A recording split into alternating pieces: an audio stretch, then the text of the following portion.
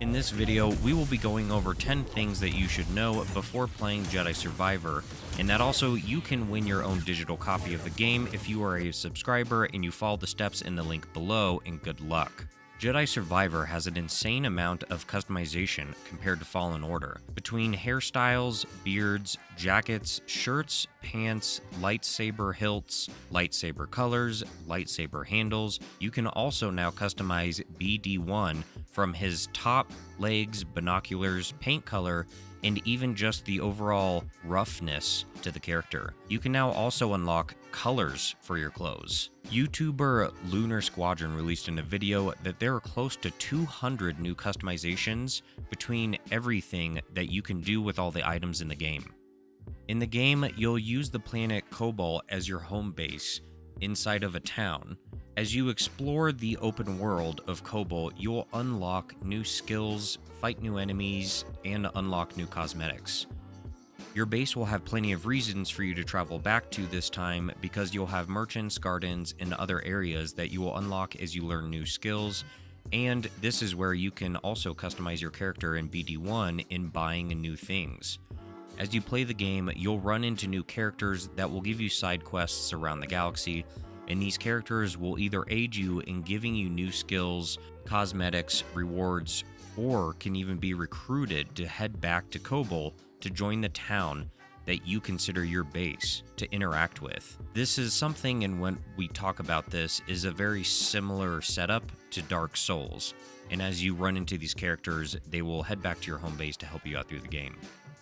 In the game, you will find a plethora of new enemies, as you see droids, beasts, new stormtroopers, and much more. They've also added dismantling of stormtroopers and almost all beasts, which is a new add-on, as this was something that a lot of people had asked for from Fallen Order. You can also now fight a Rancor in this game, which is a pretty sweet add-on.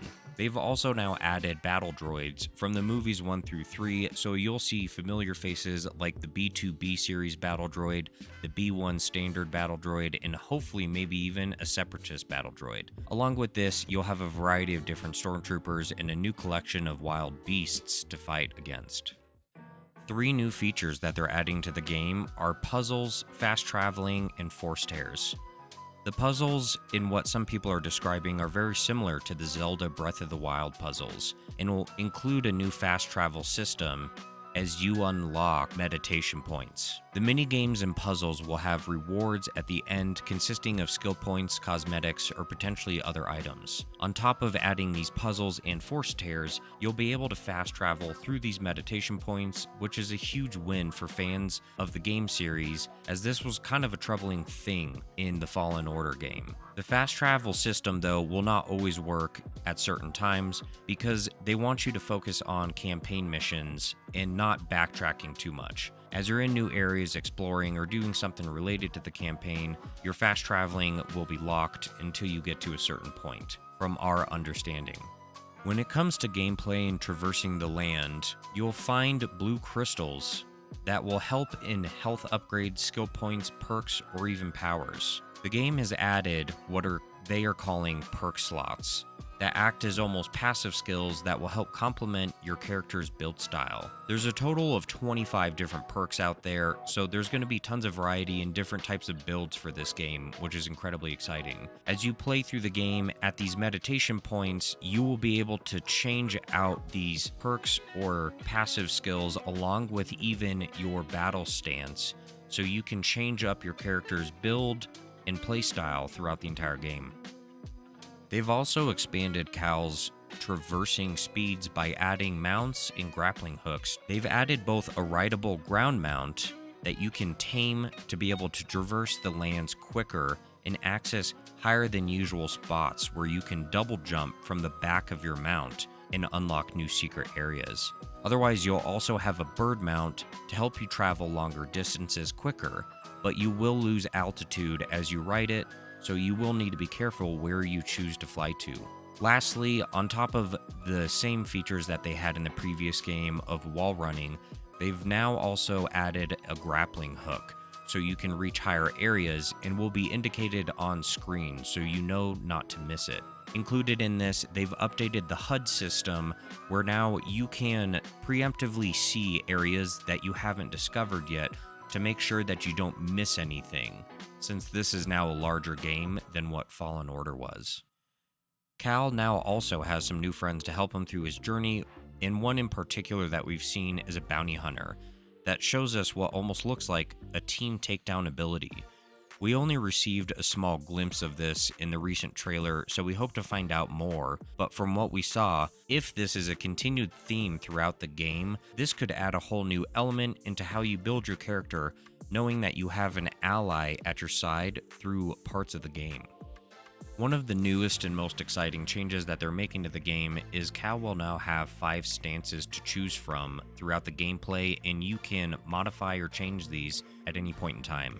He will have things like the single lightsaber stance, double-bladed, dual-wield, a hilt lightsaber, and a heavy stance. We know of 8 skills that you can unlock in each one of these categories right now from the demo version, but there could be much more in the full game. Because of the immense amount of skills and stances that you can choose from, you will have to choose 1 or 2 of your favorite stances early on that best suits your playstyle, and then focus on that skill tree early on. Jedi Survivor will have multiple planets to choose from, and the developers have stated that the game won't be open world, but an open area game, similar to its predecessor. They also stated though that you'll be rewarded for exploring the maps and areas more, and that it's still not anywhere close to being a linear path like Fallen Order, which in our eyes just about makes this an open world game if you're also doing side quests for NPCs, finding puzzles, and having to do force tears. They wouldn't release the amount of time that it'll take to beat the game, but most of the gamers that got to play the demo said they felt that you could easily put about twice as much time into this one as you did Fallen Order.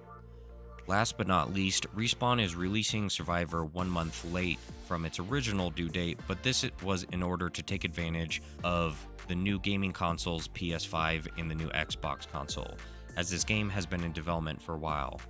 We can grow an appreciation for this, as Jorraptor stated that his time playing this game in a 4-hour demo, that it's much more cinematic than its predecessor, and that their push to deliver better graphics and faster load times is worth the push of a few weeks for the release of this game. Drop down in the comments below if you're excited to get your hands on this game and any features that you think stand out to you. If there's anything that we missed, feel free to drop them in the comments below, and we can make another video expanding on this one. Don't forget to subscribe and hit the link down below to potentially win yourself a free digital copy of the game on any console of your choosing. We'll see you guys in the next episode.